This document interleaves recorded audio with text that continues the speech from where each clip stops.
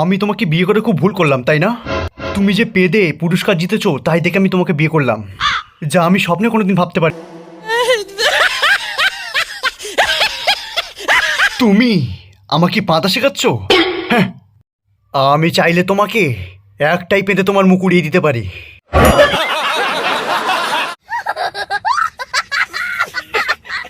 কি রে পাঁদা কেষ্ট, আমি শুনেছি তুই নাকি আমার গালে পাদ্দি বলেছিস। কেন রে? সঠিক বলেছেন। এই ছুরি দিয়ে তোর পুটকি কেটে নেবো, আয়। ঠিক বলেছো। পাঁদা কেষ্টর সাথে মজা করিস না।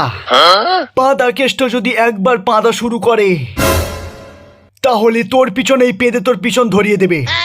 পালা, আমি পাঁত পুরুপ জাঙিয়ে পড়ে আছি, আয়। আমার পিছন কখনই ধরাতে পারবি না, কিন্তু আজ আমি তোর পিছন কেটেই ছাড়বো, যাতে তুই আর জীবনে কখনো পাততে না পারিস।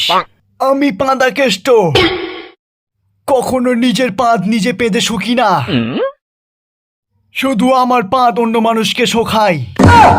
আর যারা একবার শোকে তারা কেউ আর বেঁচে বাড়ি ফেরে না। এখনো সময় আছে, পিছন হাতে নিয়ে বাড়ি পালা, তা না হলে একেবারে পাঁদ শুকে বাড়ি যেতে হবে।